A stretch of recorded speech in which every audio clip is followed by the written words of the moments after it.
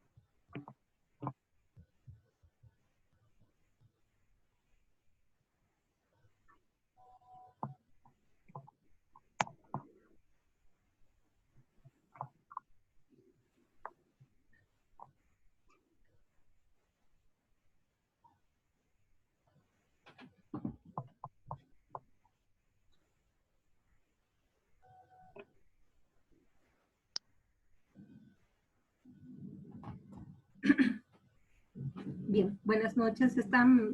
Estoy compartiendo pantalla, ¿verdad? Sí, doctora. Sí, doctora. Ok.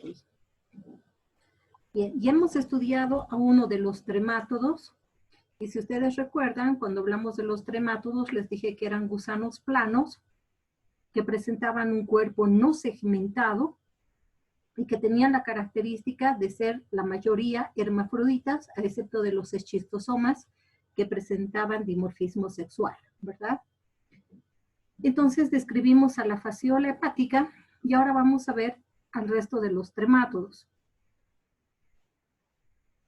Tenemos acá otra cosa que les dije, que a los tremátodos también se las llama duelas. Y dependiendo del lugar donde se encuentren, las llamamos duelas hepáticas, si se encuentran a nivel del hígado, duelas pulmonares, si su hábitat va a ser el pulmón, o duelas sanguíneas, ¿no? Entonces, acá tenemos a las dos duelas hepáticas, a la fasciola hepática, que ya hemos descrito en la anterior clase, y la otra duela hepática es el Clonorchis sinensis, que lo vemos en esta figura. Aquí están las duelas pulmonares. En el grupo de las duelas pulmonares está el Paragonimus westermani, que es este, también de forma ovalada, y el Schistosoma manzoni, ¿no?, que es este de acá, que presenta dimorfismo sexual. Entonces, como todos los tremátodos, va a tener una ventosa oral, otra ventosa ventral, que le sirve de fijación. Este es el macho, y dentro del macho, en el canal ginecóforo, se encuentra la hembra. Como en todos los parásitos que hemos ido estudiando, siempre la hembra va a ser más grande que el macho, solo con la diferencia de que en el eschistosoma la hembra es más delgada, es más grande, pero más delgada. Entonces puede estar dentro del canal ginecóforo. Aquí, como podemos observar, el Schistosoma manzoni tiene el cuerpo cubierto de espinas, ¿no? Acá, esto que vemos acá. Y tenemos también a las duelas sanguíneas, y las duelas sanguíneas son los otros dos eschistosomas de importancia médica, que es el Schistosoma japonicum. Aquí también podemos observar que este es el parásito hembra, y acá está, perdón, este es el macho, y aquí se encuentra la hembra, ¿no? Entonces, el macho más grueso, la hembra más delgadita, dentro del canal ginecóforo. Y la otra duela sanguínea es el Schistosoma haematobio, ¿no? Igual, este es el macho y este viene siendo la hembra. Bien, vamos a ver varios cuadros que nos permiten comparar a las diferentes duelas, ¿no? Vamos a ver, de acuerdo a la localización, tenemos, les dije, algunos localizados en hígado, otros en pulmón y en sangre, ¿verdad? Entonces, en hígado, aparte del que ya hemos estudiado, que es la fasciola hepática, está el Clonorchis sinensis. El Clonorchis sinensis se encuentra principalmente en la China, en Japón, en Europa. Esos son los lugares donde los vamos a encontrar. Presentan dos hospederos intermediarios, los caracoles de agua dulce y los peces. La vía de ingreso va a ser una forma pasiva, van a ingresar a través de la boca, y las que van a ingresar van a ser las metacercarias. El mecanismo de transmisión es la ingestión de esas metacercarias en la carne de los peces. ¿Eso qué quiere decir? Que el primer hospedero intermediario va a ser un caracol, donde va a ingresar el primer estadio larval del Clonorchis sinensis, ingresa dentro del caracol, como habíamos visto en la fasciola, ¿no? Y dentro del caracol sufre varias transformaciones y sale bajo la forma de cercaria. Y cuando ya es, cuando esta cercaria es ingerida por un pez, entonces pierde la cola dentro de la piel del pez y se transforma en una metacercaria. Entonces, pues la vía de ingreso es la boca y el mecanismo por el cual va a ingresar, o el mecanismo de transmisión va a ser el consumo de las carnes de los peces, ¿no? Entonces es de forma pasiva la forma en la que ingresa este parásito en nuestro organismo. En cuanto al Paragonimus westermanni, su localización es a nivel de la China, Japón, Corea, y va a tener también dos hospederos intermediarios. El primer hospedero van a ser los caracoles y segundo, los cangrejos. También la vía de ingreso va a ser la boca cuando consumamos, ¿no?, cangrejos crudos o mal cocidos, donde se encuentran las metacercarias, que vienen siendo las formas infectantes.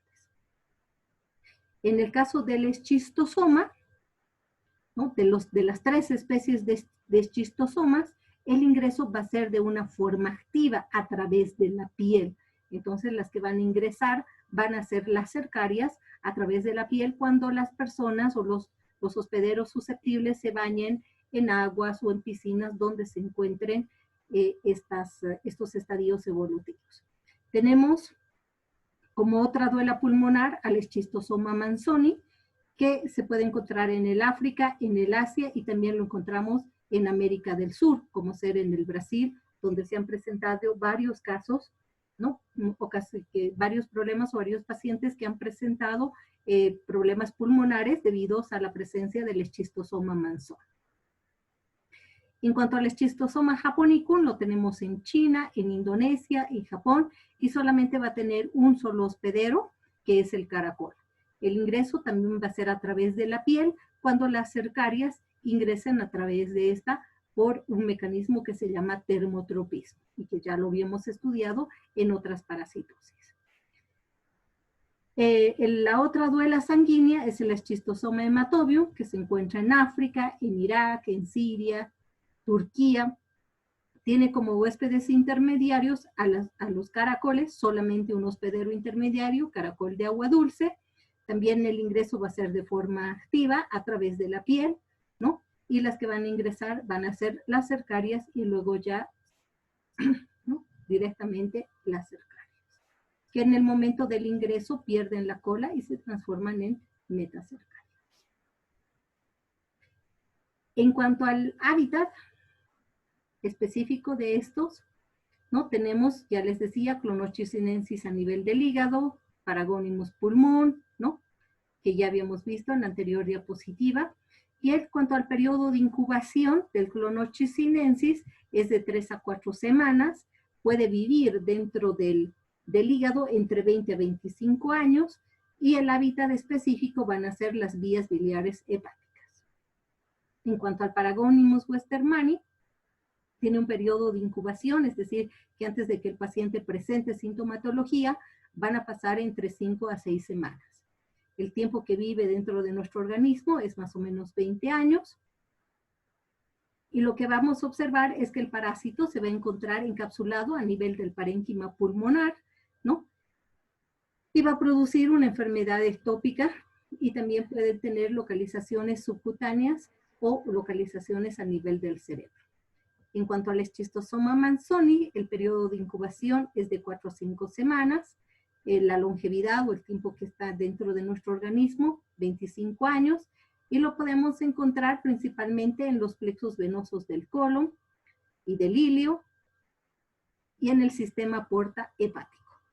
En cuanto al Schistosoma japonicum, al igual que el manzoni, tiene el mismo periodo de incubación de 4 a 5 semanas, el mismo tiempo que puede estar dentro de nuestro organismo, y su localización es en los plexos venosos del intestino delgado.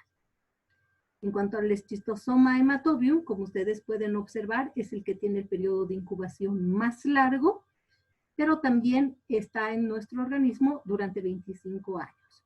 Se localiza en plexos venosos de la vejiga y del recto. Entonces, al Schistosoma hematobium, los huevos podemos encontrarlos no solamente en la materia fecal, sino también los vamos a encontrar en la orina. Entonces, ya con este sería el segundo parásito que podemos encontrar en el sedimento de la orina de un paciente con la parasitosis. El primero que vimos era la Trichomona vaginalis, ¿verdad? Que podíamos encontrar en la orina de pacientes varones asintomáticos, y en este caso también podríamos encontrar los huevos de Schistosoma hematobium. Bien. Como ustedes pueden ver, según esta distribución geográfica, pues el que más nos interesaría sería el Schistosoma manzoni, porque ese sí lo encontramos en América del Sur. Los otros no los vamos a ver con mucha frecuencia, pero como siempre existe la migración y el viaje constante de personas a estos diferentes países, entonces también podemos tener algunos pacientes que presenten alguna de estas enfermedades. Pero en realidad el que más nos interesaría sería el Schistosoma manzoni y el que habíamos estudiado anteriormente, que era la fasciola hepática, porque también es muy común en nuestro medio. Pero estos ni siquiera muy común, ¿no? O sea, pero se presenta más en nuestro medio, a diferencia de estos otros que son más frecuentes en estos países.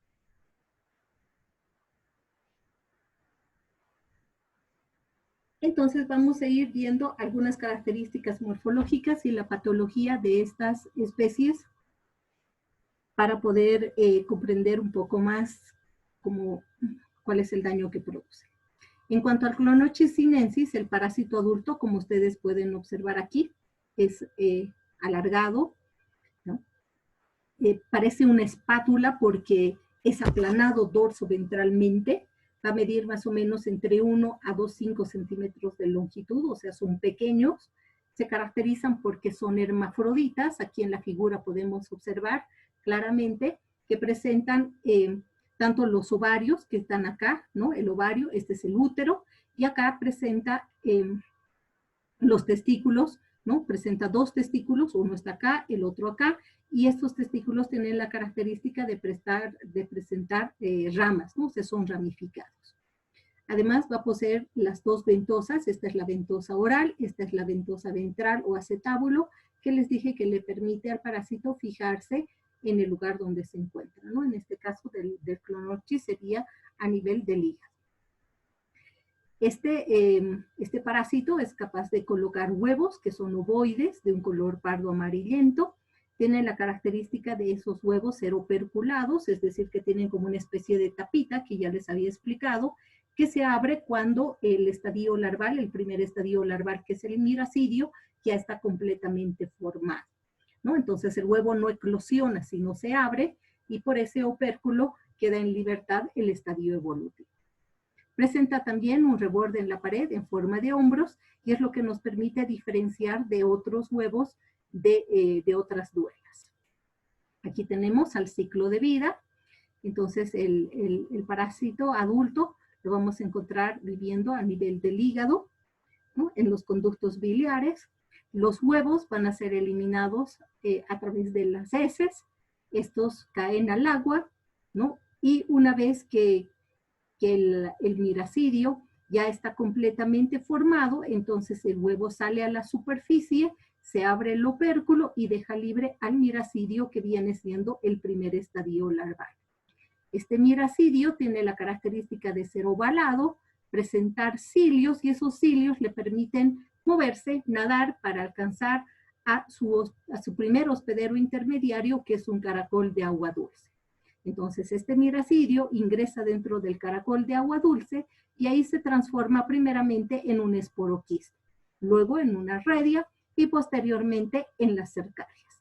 Las cercarias, como pueden observar acá, tienen una cola, entonces esa cola le permite moverse, por lo tanto, sale bajo la forma de cercaria y cuando está en el agua, pues aparece un pez y el pez se la come y cuando esta cercaria ya está dentro de los peces, pierde la cola y se transforma en una metacercaria, que es la forma infectante para el hombre.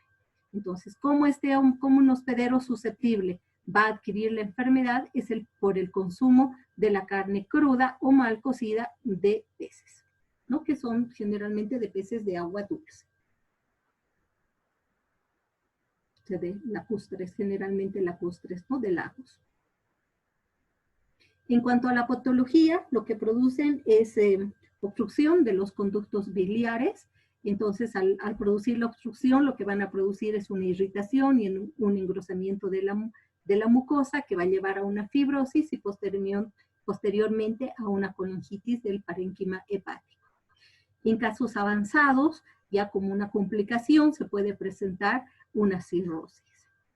Las manifestaciones clínicas, sabemos que va a haber bastante tiempo porque hemos visto que varias semanas es el periodo de incubación. Durante ese periodo de incubación el paciente no presenta síntomas, entonces va a ser asintomático y posteriormente en una fase aguda va a presentar ictericia, hepatomegalia, ¿no?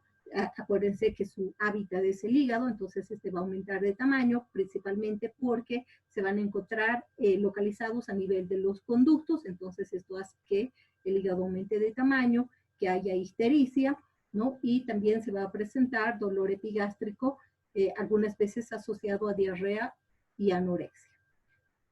En los casos crónicos, pues que va a estar asociado principalmente a la gran cantidad de parásitos. Entonces, muchas veces cuando hay un solo parásito, no se llega incluso a producir la hepatomegalia, porque es solo uno. Entonces, puede haber una hepatomegalia muy leve, ¿no? Pero cuando existe mayor cantidad de parásitos, pues obviamente el daño va a ser mayor, el aumento o el crecimiento del hígado también es mayor, ¿no? Entonces se va a deber principalmente al número de parásitos y como les decía puede llevar, si se encuentran en gran cantidad, pues se puede complicar el cuadro del paciente, ¿no? Con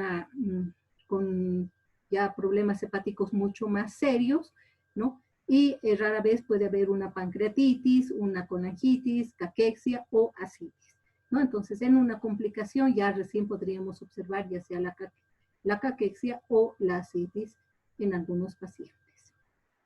No sé si tienen alguna pregunta con relación a esa duela.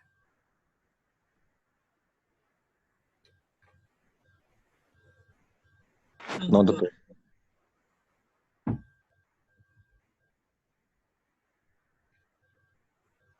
Bien. El siguiente es el Paragonimus westermani. Este es un parásito también hermafrodita, ovalado, como ustedes pueden observar, carnoso, igualmente aplanado dorso-ventralmente. Igual va a presentar las dos ventosas, la ventosa oral acá y más o menos por acá que se encuentra la ventosa ventral o que le sirve de acetábulo, ¿no? Que se llama también ventosa acetabular. Este tiene la característica, como observan en la figura, de tener un color café rojizo, mide más o menos entre 1 o 2 centímetros, como ustedes pueden darse cuenta, las duelas son pequeñas, y está cubierto por pequeñas espinas, ¿no? En todo el cuerpo, que da la impresión de que fueran escamas. Las espinas son tan delgaditas y tan pequeñas que parecen escamas. ¿Sí? Como les decía, son hermafroditas, entonces vamos a ver que van a presentar los órganos reproductores. Aquí están los ovarios y aquí podemos observar los testículos, ¿no? Entonces igual ramificados a ambos lados, ¿no? Y por acá está el útero.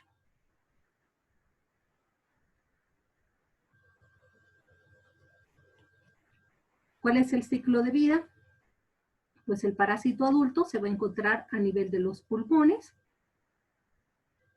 va a ser eliminado también a través de la materia fecal, los huevos, y también pueden ser eliminados a través del esputo. Esas son las dos formas en las que pueden ser eliminados estos huevos. Entonces, una vez que el huevo cae al medio ambiente, y si en este medio ambiente hay agua, entonces se va a desarrollar el estadio larval, que sabemos que es el miracidio, y cuando el miracidio ya se haya formado, entonces el huevo se abre el opérculo y deja libre al miracidio. El miracidio también tiene la característica de presentar cilios que le permiten nadar, y lo que va a hacer es encontrar también un caracol de agua dulce. Dentro de ese caracol de agua dulce continúa su desarrollo y tenemos al esporoquiste, a la redia y a la cercaria.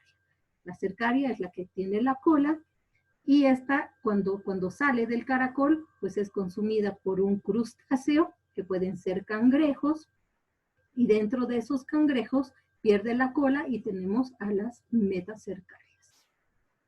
Entonces las metacercarias son la forma infectante, y el mecanismo de transmisión es el consumo de estos cangrejos crudos o mal cocidos.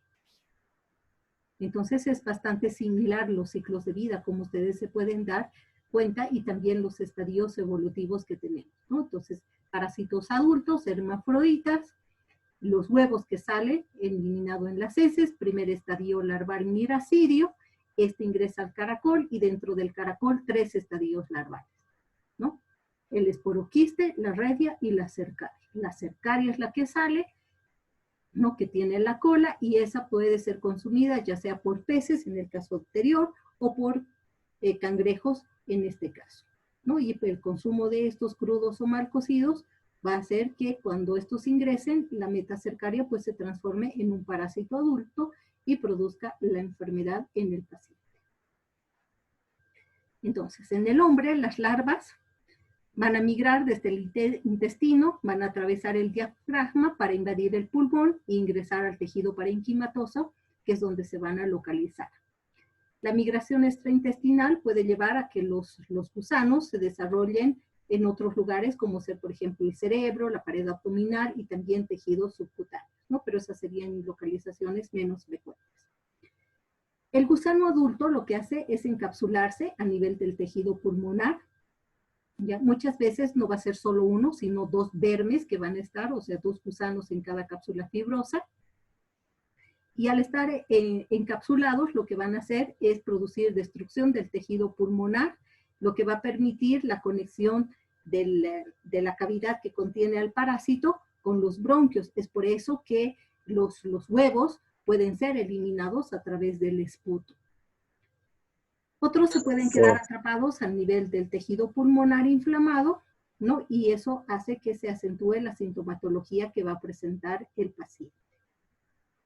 ¿Tenían alguien alguna pregunta?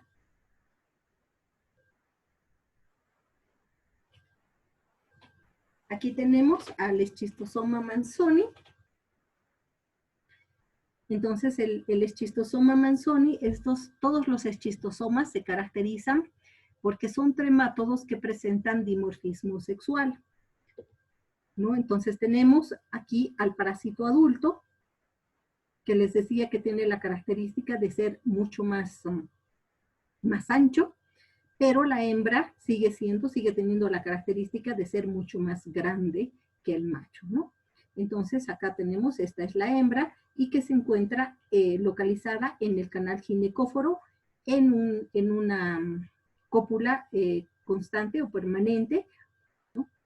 Esa es la característica de estos. Entonces muchas veces cuando uno ve al gusano parece que solamente sería uno, pero sin embargo la hembra está dentro del canal ginecóforo.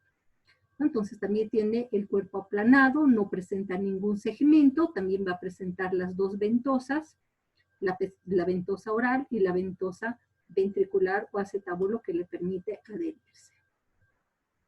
El Schistosoma manzoni colocan huevos que miden, o sea, las hembras colocan huevos que miden entre 174 a 75 micrómetros. Estos se caracterizan porque no van a presentar un opérculo, como en el caso anterior, y como pueden observar, el miracidio ya se encuentra en el interior, este viene siendo el miracidio.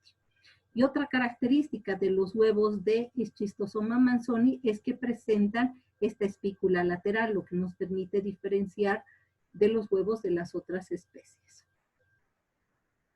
Los parásitos adultos tienen un aparato digestivo incompleto, no presentan ano, y en su tegumento presentan ciertas tuberosidades, especialmente el macho,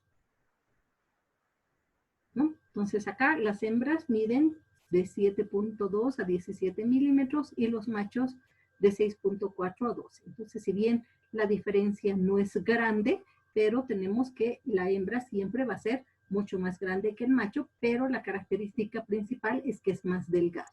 Entonces, miren acá las características que le decía que presentan ¿no? Esta tuberosidad. Aquí está la ventosa oral y esta es la ventosa acetabular, ¿no? Que le sirve de fijación. Aquí está el canal ginecóforo y dentro se encuentra la hembra. Entonces igual con las dos ventosas, oral y la acetabular. La característica, ¿no? que presenta es que cada hembra puede colocar entre 300 a 1000 huevos al día y estos huevos son inmaduros, pero maduran rápidamente y porque ya, como hemos observado en el huevo, ya vemos el miracidio, que lo que le falta es que tenga nada más los cilios, ¿verdad? Entonces aquí vimos, ¿no? Lo que falta son los cilios, entonces la maduración va a ser mucho más rápida y una vez que madure, ahí sí el huevo va a eclosionar porque no presenta opérculo. Tenemos acá al Schistosoma japonicum. Entonces acá tenemos a la hembra que tiene el ovario y como les decía, siempre mucho más delgada, el macho más grueso, ¿no? La ventosa oral, la ventosa ventral. Este es el macho, aquí está la hembra. Los parásitos adultos miden entre 12 a 20 milímetros, los machos carecen de tubérculos en el tegumento y normalmente tienen 7 testículos. Las hembras pueden contener hasta 50 huevos a nivel del útero y los huevos se caracterizan porque son grandes, más o menos miden entre 70 a 100 micrómetros, no presentan opérculo y presentan una espícula pequeña poco visible. Aquí tenemos al Schistosoma hematobium, igual, el macho, aquí está la hembra, mucho más delgadita. Los machos miden más o menos entre 10 a 15 milímetros, las hembras 20, aquí prácticamente el tamaño es el doble. Los machos presentan tubérculos diminutos en el tegumento y presentan entre 4 a 5 testículos. Las hembras pueden contener entre 10 a 100 huevos a nivel del útero y los huevos se caracterizan porque son grandes, van a venir más o menos entre 112 a 170 micrómetros y la característica que les dije que no presentan opérculo, pero sí la espícula terminal, que en este caso del Schistosoma hematobium también es bastante grande, ¿no? Entonces aquí podemos ver el diagnóstico diferencial, este es el que presenta mayor tuberosidad a nivel del tegumento, ¿no? Y ahí está la espícula, ¿no? Este es el japonicum y este viene siendo el hematobium. Doctor, Dime. ¿para qué sirven las tuberculosidades? En realidad no cumplen una función muy específica, es simplemente una característica morfológica que tiene, porque para que se pueda adherir a la mucosa del intestino, lo que tiene es la ventosa ventral. No es simplemente una característica que nos permite diferenciar. Estas son tuberosidades bastante grandes, este no presenta y en este son bien pequeñitas, ¿no? Entonces nos permite para hacer la diferenciación y poder decir de qué especie se trata. Pero no cumplen una función específica. Está bien.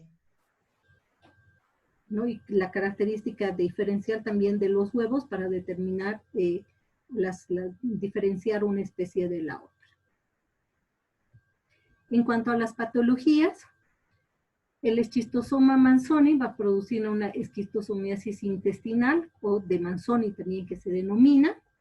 Lo que va a presentar el paciente en una primera fase va a ser una dermatitis. Acuérdense que estos parásitos ingresan a través de la piel, ¿no? Entonces es por un mecanismo activo, ¿no? Que se llama termotropismo. Entonces el primer daño que va a producir va a ser en la puerta de entrada, ¿no? Que se va a presentar como una dermatitis por el lugar o por la puerta de ingreso.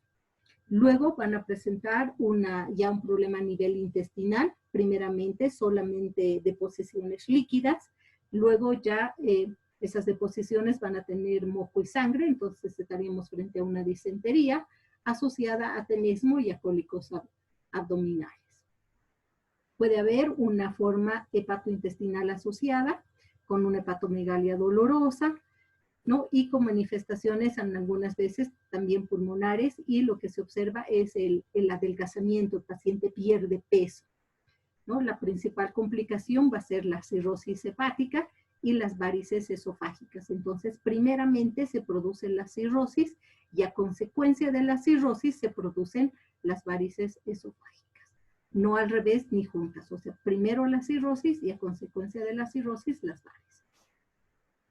En cuanto a la esquistosomiasis japonesa oriental, o que se llama también enfermedad de Katayama, presenta síntomas similares a los del esquistosoma Manzoni, pero en un grado mucho más severo. El estado final más frecuente va a ser la cirrosis, ¿ya? Acá puede haber una complicación que sería la cirrosis, y a consecuencia de la cirrosis presentar varices esofágicas. En cambio, en el esquistosoma japonicum, ¿no? Se va a presentar la cirrosis, ¿no? Además con ascitis y con un estado caquéjico del paciente. Pueden haber localizaciones ectópicas de huevos que pueden localizarse a nivel de pulmones o a nivel del cerebro. Y tendríamos por último a la esquistosomosis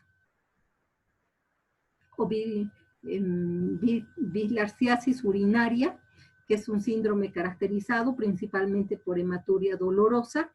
Aquí el paciente lo que va a presentar es, va a orinar con mucho dolor, va a eliminar sangre a través de la orina, ¿no? Entonces, porque los parásitos o los huevos pueden ser eliminados a través de la orina, y como son huevos grandes, pueden ocasionar obstrucciones, lo cual puede llevar a una elefantiasis genital, como habíamos observado en las filarias, ¿no? Entonces, esa va a ser principalmente la complicación, ¿no? Entonces, la complicación que se presentaría en estos casos va a ser que de pronto se empiecen a eliminar los huevos a través de la orina, y que estos ocasionen las obstrucciones que lleven a una elefantiasis. Entonces, en una elefantiasis, cuando tenemos un paciente que presenta elefantiasis, hay que ver si se trata de el esquistosoma o se trata de una filaria que sea la que está produciendo esa elefantiasis. Aquí tenemos, en el caso de la enfermedad de Katayama, dijimos que el paciente podía presentar cirrosis con ascitis, ¿verdad? Y un estado caquéjico. Y en el caso del esquistosoma Manzoni, la cirrosis hepática, que luego estaría asociado a las varices esofágicas. Entonces aquí tenemos a un paciente con ascitis. Miren el abdomen, sabemos que la ascitis es la acumulación de líquido a nivel de la cavidad peritoneal, ¿verdad? Entonces primero va a presentar el paciente la cirrosis, ¿no? Que puede estar asociado también a una ascitis, y lo que después de la cirrosis se pueden observar las varices esofágicas, que son estas, ¿ya? Y esto se presenta principalmente porque cuando el paciente presenta cirrosis, hay una degeneración del parénquima hepático. Entonces se produce fibrosis, y esta fibrosis lo que produce es la obstrucción de la vena porta. Entonces se reduce el flujo de sangre a través del hígado y se presentan estas varices esofágicas, ¿no? Entonces puede presentarse esto en el primer caso que habíamos visto, ¿no? Que sería una esquistosomiasis producida por la especie Manzoni. En cambio, en el caso de la enfermedad de Katayama, podemos observar la cirrosis y también el estado, o sea, la citis y el estado caquéjico, que es que el paciente va cada vez deteriorándose más, ¿no? Entonces, debido a la enfermedad, no vemos que haya un progreso de la enfermedad, sino es un trastorno progresivo y que no vemos mejora, sino cada vez vemos que el paciente va peor, peor, peor, ¿no? Entonces, eso se podría presentar. Entonces, acá tenemos a un hígado sano, acá ya en el caso de una cirrosis, ¿no? Entonces, lo que les decía que primeramente se va a presentar la cirrosis y a consecuencia de la cirrosis se presentaría las varices esofágicas, ¿no? Como resultado de que no va a haber una buena cantidad de sangre a través, ¿no? O sea, por la fibrosis o por la degeneración que se produce a nivel del hígado. Entonces puede ser que el paciente presente o no presente sintomatología, ¿no? Cuando presenta sintomatología vamos a observar heces con gran cantidad de sangre, pero no sangre viva, sino sangre de color negro, ¿no? Puede presentar mareo, palidez, síntomas de la enfermedad asociados a una enfermedad hepática grave que estaría asociada también a ictericia, vómitos, ¿no? E incluso vómitos también con sangre. Entonces, acá tenemos para realizar el diagnóstico, para el Clonorchis sinensis y para el Paragonimus podemos solicitar un examen coproparasitológico. Lo ideal es que sean exámenes coproparasitológicos seriados. Para el Schistosoma manzoni se puede hacer el coproparasitológico o el CATO-CATS, que es el recuento de huevos, y también pruebas serológicas para detectar ya sea antígenos o anticuerpos. Para el Schistosoma japonicum, también el examen coproparasitológico, y para el hematobium se puede solicitar un examen de orina, porque les dije que en el sedimento podemos observar a los huevos, ¿no? Entonces, en el coproparasitológico vamos a ver los huevos.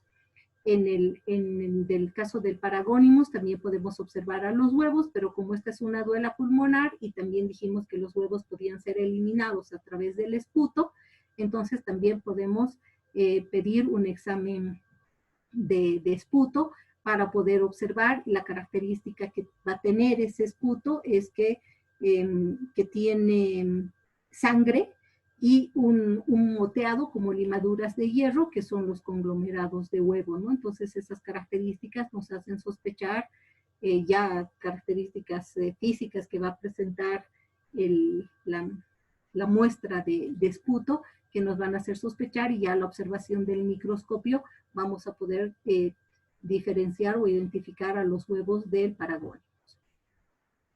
En el coproparasitológico, en el caso del Schistosoma manzoni, lo que se buscan son los huevos y fijarse la espícula, que es característica que se pueden presentar. En el caso del schistosoma, los huevos igual en las heces o en muestras de biopsia rectal. Y en el caso del examen de orina, pues en la orina hay que buscar justamente lo que les decía, ¿no? En el sedimento, estos huevitos que pueden además ocasionar obstrucción. Entonces, en ese caso no encontraríamos en la orina, pero sí el paciente tendría dificultad al orinar.